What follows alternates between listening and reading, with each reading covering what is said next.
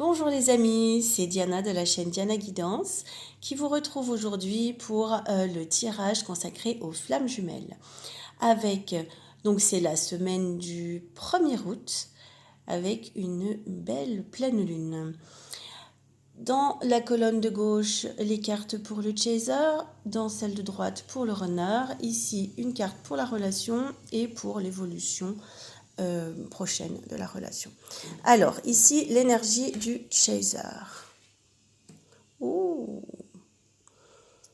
c'est la 5 de Pentacle. Ici, son évolution. Et ici, le conseil qui lui est donné. Ok. Alors, la 5 de Pentacle, c'est une carte de charnière, de crise, de tournant. Les 5, c'est en général une période mouvementée d'instabilité qui nous amène vers la stabilité suivante. Donc c'est un moment de crise, on pourrait dire.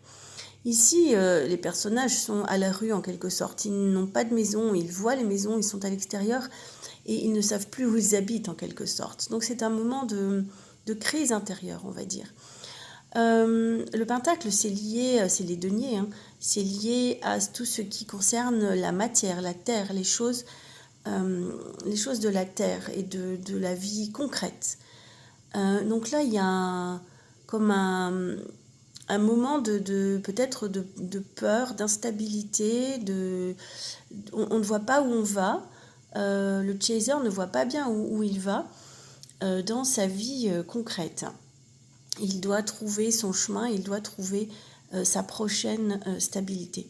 Alors, l'évolution ici, c'est un page de bâton. Un page évoque une énergie juvénile, quelque chose de nouveau, quelque chose qui est en cours de maturation, quelque chose qui pour l'instant est un petit peu dans un état d'enfance, d'immaturité, quelque chose qui grandit, qui se forme. Et là, ce petit page de bâton, il doit trouver son chemin, il doit avancer, il doit construire sa vie. Et là, ça nous parle de chasers qui sont en comme un grand remaniement de leur vie matérielle, de leur vie concrète. Alors ce petit page, il se rattache également à l'enfant intérieur, c'est-à-dire à ce qui nous rend vivants, ce qui nous rend pétillants, ce qui nous donne l'envie d'avancer. Donc il s'agirait probablement d'écouter ce petit page intérieur qui doit nous aider à trouver ce chemin dans un monde qui paraît pour l'instant un petit peu compliqué. Et le conseil en bas qui est donné, c'est la 7 d'épée. Alors là, ça nous parle d'un environnement toxique et ça nous parle de quitter un environnement toxique. Alors ça peut être compliqué à mettre en œuvre, mais le conseil pour les chasers qui sont en pleine crise de changement de vie, ça vous dit clairement allez-y, allons-y, quittons tout ce qui est tout ce qui est caduque, tout ce qui ne nous convient plus, tout ce qui est toxique ou qui est devenu toxique, qui est devenu un frein, qui est devenu un élément négatif dans notre environnement. C'est le moment de quitter tout ça. Pour ce qui est du runner, on va voir ses énergies actuelles. Alors, les énergies du runner, là, on a un 3 d'épée. C'est une énergie qui parle de douleur au cœur, de trahison, par exemple, ou de chagrin. Il y a vraiment un état d'esprit où le runner souffre intérieurement. Ça ne se voit pas forcément extérieurement, mais en tout cas intérieurement, il est vraiment dans une crise avec des états d'âme, avec des douleurs. Comment est-ce que ça évolue, ça? Ah oui, bien. Donc là, on a un 10 de bâton. Le 10 de bâton, vous voyez, le personnage, il porte un tas de bâtons très très lourds. Ça veut dire qu'il y a quelque chose de difficile qui est porté depuis un certain temps d'ailleurs, qui est vécu, qui est souffrant. Et le 10, la bonne nouvelle du 10, c'est que ça nous annonce la fin de cette période. Parce que le 10 dit qu'il va poser enfin son fardeau.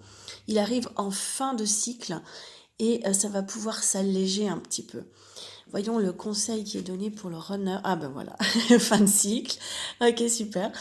C'est très très cohérent comme tirage. J'adore quand c'est très parlant. Le 21, le monde, c'est une fin de cycle.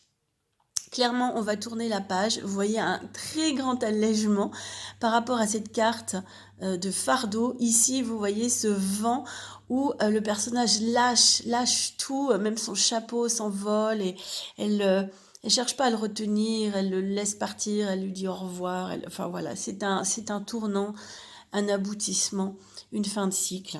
Et ça confirme totalement la carte du 10 de bâton qui annonce qu'on va enfin pouvoir lâcher son fardeau. Bien, eh bien écoutez, ça paraît très très évolutif pour l'un comme pour l'autre, c'est bien, ça avance, ça travaille. La carte de la relation à l'heure actuelle, on a le roi d'épée et l'évolution de la relation à court terme, on a la lune. Alors, le roi d'épée nous parle de maîtrise intellectuelle. On est dans le royaume de l'esprit, c'est de l'air, c'est le mental. Ce roi, il est très très sûr de lui, il est très inflexible. Ça me parle du rôle prépondérant du mental qui est encore très très prégnant sur le lien. Et vous voyez que les cartes conseils des deux côtés, c'est de lâcher, quitter, tourner la page, passer à la suite. Donc les deux sont en évolution. C'est une constante. On a ça déjà dans les tirages précédents, donc évidemment c'est une lame de fond. Ça se fait sur des semaines, donc c'est pas très étonnant que le message soit un petit peu récurrent de semaine en semaine. Mais l'idée, c'est quand même qu'on avance. Hein. Voilà, ce sont des changements majeurs qui sont à l'œuvre et qui transforment toute la vie. Donc forcément, ça ne peut pas se faire d'un claquement de doigts, ça ne peut pas se faire sur une semaine. Hein. Ce sont des changements qui prennent des mois. Donc là, encore, voilà, il y a des choses à trouver au niveau du mental, comment lâcher ce mental, comment lâcher le contrôle. Eh bien, chacun avance pour trouver cette solution. L'évolution prochaine, on est avec la Lune, on est toujours dans le domaine des émotions. Donc ça, il y a quelque chose qui change par rapport au mental. Hein. Là, on est dans le domaine émotionnel. Toujours dans quelque chose d'encore flou, d'encore... comment dire? J'ai du mal à mettre des mots parce que justement, on est dans le flou. Je dirais, il faut se faire sensible aux choses infimes,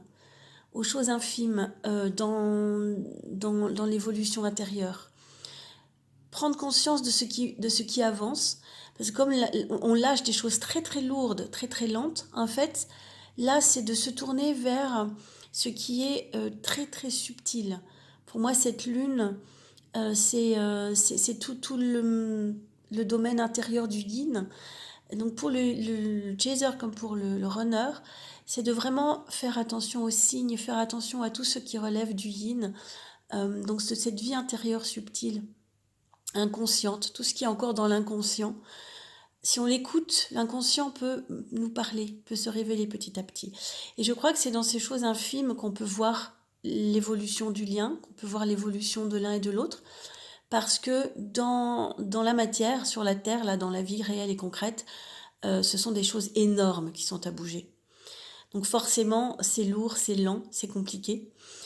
Et on a parfois l'impression que ça n'avance pas. Or, c'est faux. C'est faux. Allez chercher dans l'infiniment subtil ce que vous pouvez ressentir pour comprendre que ça avance malgré tout, que ça travaille malgré tout. Et puis un jour, ça va se révéler vraiment dans la matière, dans la 3D. Voilà ce que nous dit ce tirage pour cette semaine.